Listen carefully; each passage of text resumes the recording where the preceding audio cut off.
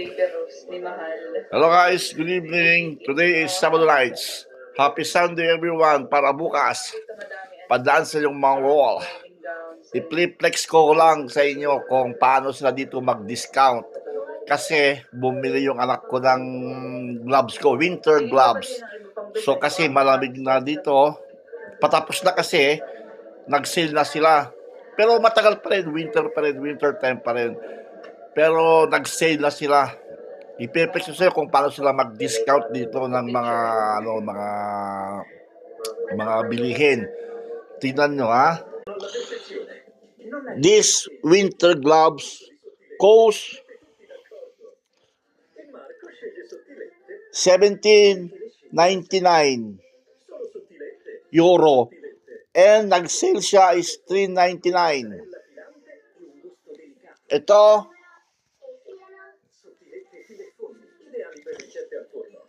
19.99.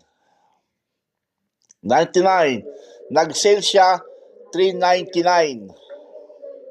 3.99. Hindi ko pa siya ginagamit kasi meron pa ako ditong dalawa. Kasi pag winter talaga, malamig talaga sa kamay. Kailangan mo talaga ng gloves, especially pag lumalabas ka ng umaga. Tapos dating ka ng gabi. Malamig sa kamay. Mag-ano ka. Tignan ko paano sila mag-sale. Ganon din sa mga damit dito. Ganyan sila mag-sale. Mahal kapag winter time, yung mga pang-winter na madamit. Tapos kapag malapit ng patapos, isi-sale nila sa murang halaga.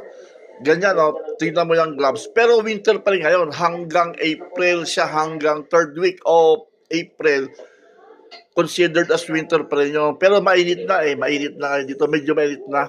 Hindi na siya ganong freezing. Not like noong November, December, January, talagang malamig. Pero ngayon medyo malamig pa rin, pero hindi na gaano. So expect ko na hindi na babalik pa ang sobrang lamig kasi talagang nakaka-frost yung nung nakarang linggo, talagang hangin lang nakaka-frost.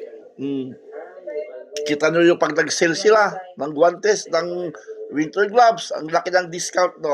Oh, ang laki ng discount, oh. This cost 17.99.